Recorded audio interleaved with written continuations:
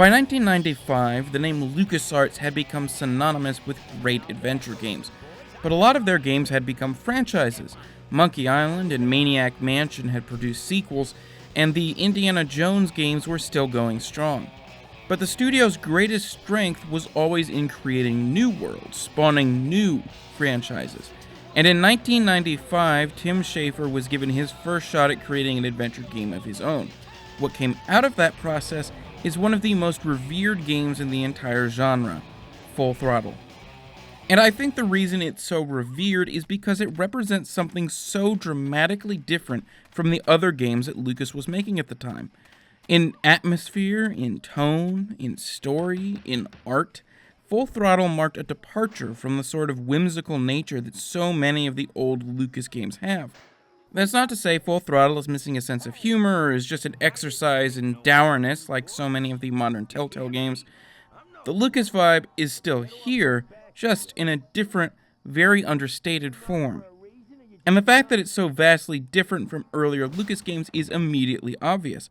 Instead of focusing on something fantastical or out of this world, Full Throttle tells the story of a futuristic biker gang, struggling to survive in a world of hovercars. But beyond the more adult general concept, the plot itself is also a lot more grown up. I mean, it even involves murder as a key plot point, something you would have never seen in another Lucas game. And so, what Full Throttle really represents to me, at least looking back on it now, is the point at which LucasArts adventure games grew up, when they started tackling more adult themes, and actually doing a pretty good job of it. The story is extremely well told, the voice acting is really well done, especially for the time, though it still holds up quite well now, beyond the unavoidable issues with the sound compression techniques of the era. Of course, no matter how good the stories in these old adventure games are, a lot of people are inevitably turned off by how they actually play, and Full Throttle certainly isn't immune to that shared problem. The puzzles are generally more comprehensible than earlier Lucas games just because they're a little more grounded in reality, but there is still a lot of garbage that really leans hard into that adventure game logic that everybody hates. That said, the game does take the inventory system and general improvements made to the Scum engine by its direct predecessor, Sam & Max Hit the Road, and tweaks them even further.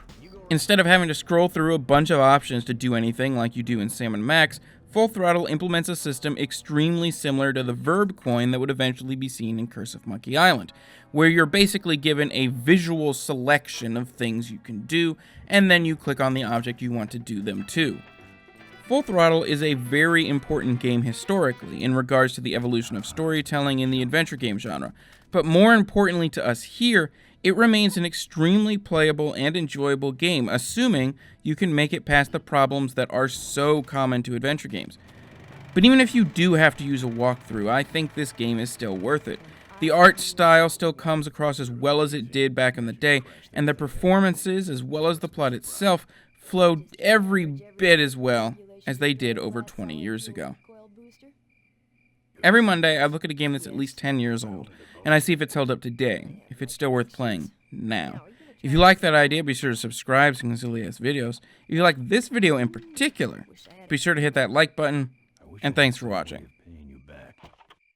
Just beat it, will ya? You're scaring away my regular...